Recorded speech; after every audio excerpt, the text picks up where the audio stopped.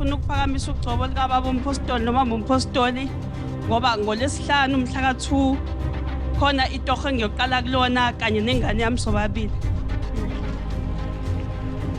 Bazalwane, ngafika la ekhaya last year ngoJanuary. Ngaqala ukusebenzisa izinto zala ekhaya. Ngangifunda imatric. Qala ngoJanuary. Ngangigula ke bazalwane kuthi njalo bengabe ngiyobhala ngigula ngiwa yabo ngiphathwe ikhanda ngabhale ngize ngigodukiswe nasesikoleni. Kuthe last day ngoJune ngeza la ekhaya ke ngalandela uma ngeza ngale ekhaya ngafika ngathenga iproduct ngafika ngathenga usawoti ngathenga nekhandlela yepain bazalwane. Ngathi ngiyobhala bazalwane ngageza ngawo usawoti and ngithe ngibhala bazalwane kwangaba khona lutho akuzange ngiphathe ikhanda angizange ngiquleke ngabe yimina nje ngabhala kahle ngaphasa futhi.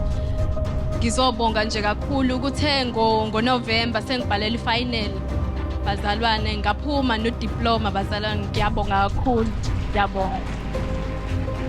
Bazalwane mina ngifikele ekhaya ngigula bengiphila ngokugula usuku nosuku kwenzeka lishona ilanga ngakwazi ngisho ukuvuka. Ngathanazela nje ubaba umprofeti wangibeka izandla ngaphila njengoba ngikwazi ukuhamba namhlanje. Bengiphathwa ikhanda zonke insuku kodwa nje ngabe kwizandla la ekhaya ngaphila namhlanje ngiyakwazi ukuvuka. Ekseni bengingasakwazi ukuvuka ngingakwazi ukwenza lutho. Ngiyabonga ngogcobo lababa umprofeti. Amen. Ngathenga usawoti nekhalenda ekhaya besihlala ngokukazwani cabana ngangokuba bekungafuna umuntu uphuma isidumbu.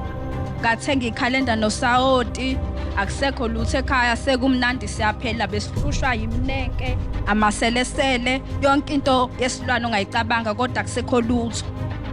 Nanokuthi ke ngibonga ukuthi ngoJune 1 khona okuhle nje okuzayo ekhaya.